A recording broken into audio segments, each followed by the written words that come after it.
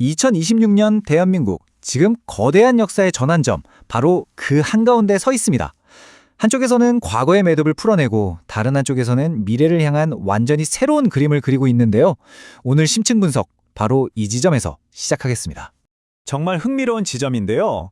놀랍게도 바로 같은 날, 대한민국에서는 전혀 다른 두 개의 역사적인 사건이 동시에 펼쳐졌습니다.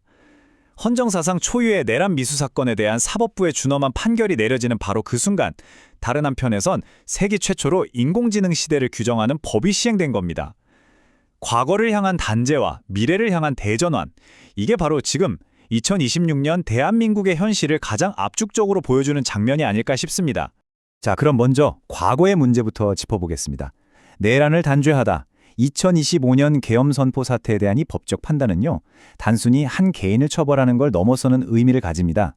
대한민국의 민주주의와 공적 책임이라는 가치를 미래를 위해 어떻게 다시 세울 것인가 하는 근본적인 질문을 우리 사회에 던지고 있습니다.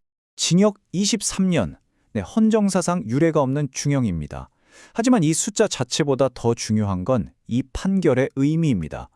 사법부가 2025년 12월 3일에 벌어졌던 그 비상계엄 사태를 사상 처음으로 명백한 내란 행위라고 공식적으로 규정했다는 점, 바로 이겁니다. 그리고 이 판결의 파장은 여기서 끝나지 않습니다. 법조계에서는 바로 이 판결이 당시 대통령을 포함해 계엄 선포에 관여했던 다른 핵심 인물들의 재판에 뭐랄까요, 일종의 가이드라인이 될 거라고 보고 있습니다. 그만큼 아주 강력한 법적 기준이 세워진 셈이죠. 자, 그럼 지금 정치 상황은 어떨까요? 이 표를 보시면 한눈에 들어옵니다. 대통령은 통합을 외치면서 보수 인사를 끌어왔는데 야당은 특검을 요구하며 단식하고 있고, 심지어 여당 내부에선 왜 저러냐 하며 반발이 나오고, 정말 복잡하죠? 과거를 청산하는 과정이 오히려 현재의 정치를 더 꼬이게 만드는 그런 역설적인 상황이 벌어지고 있는 겁니다. 자, 이렇게 정치가 과거 문제에 발목 잡혀 있는 동안 우리 경제는 어떨까요? 지금 상황 그리 좋지 않습니다. 안팎으로 정말 거센 경제적 역풍이 불어오고 있습니다. 이 그래프 좀 보시죠. 4년 연속입니다. 한국 경제 성장률이 미국보다 낮을 거라는 전망인데요. 이건 그냥 숫자 비교가 아닙니다. 한때 한강의 기적이라 불렸던 우리 경제의 엔진 자체가 식어가고 있다는 아주 심각한 경고등이 켜진 거죠. 경제가 힘을 잃으니 당연히 우리 돈의 가치도 떨어질 수밖에 없습니다. 보세요. 환율이 1,400원대 중반에서 내려오질 않고 있습니다. 이게 뭘 의미하냐면요, 똑같은 물건을 수입해 와도 더 비싸게 사와야 한다는 거고, 결국 이게 다 우리 기업들, 그리고 우리 가게의 부담으로 돌아오는 악순환이 시작되는 겁니다. 상황이 정말 엎친 데 덮친 격입니다. 밖에서는 트럼프 리스크라고 하죠. 미국이 관세 폭탄을 터뜨릴 준비를 하고 있고, 안에서는 어떻습니까? 당장 장 보러 가면 사과값이 20%나 올랐고, 반도체 만드는데 꼭 필요한 D램 가격도 계속 오르고, 대외적인 리스크에 국내 물가까지 그야말로 총체적 난국이라고 할 수 있습니다. 자, 그럼 이 위기 속에서 대한민국은 가만히 있기만 할까요? 아닙니다.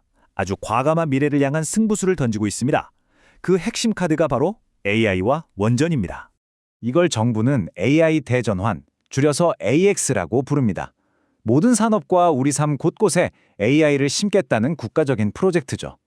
여기서 재미있는 건 세계 최초로 AI 기본법이라는 걸 만들었다는 점입니다. 한쪽으로는 AI 산업을 팍팍 밀어주면서도 다른 한쪽으로는 딥페이크 같은 위험한 기술은 철저히 막겠다. 이 두 가지를 동시에 하겠다는 겁니다. 그런데 문제가 있습니다. 이렇게 모든 걸 AI로 바꾸려면 뭐가 제일 많이 필요할까요? 바로 전기입니다. AI를 돌리는 데이터 센터가 말 그대로 전기를 어마어마하게 먹거든요.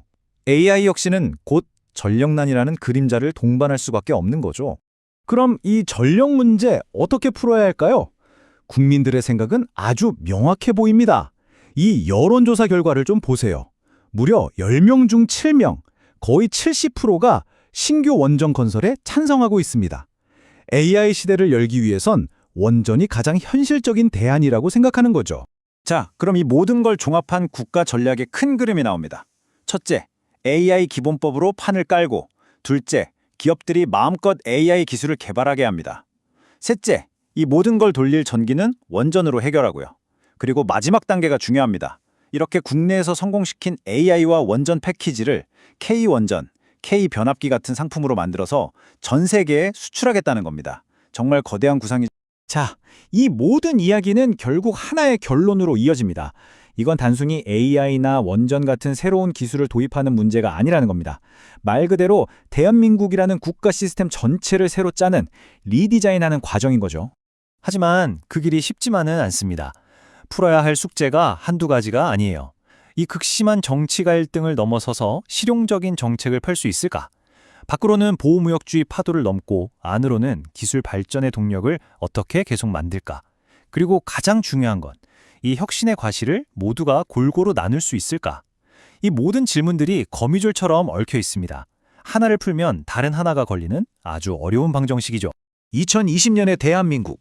오늘 우리가 살펴본 것처럼 정말 거대한 위기와 엄청난 기회가 공존하고 있습니다.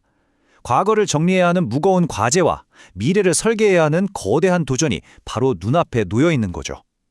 이 거센 파도 속에서 대한민국은 과연 어떤 미래를 선택하게 될까요?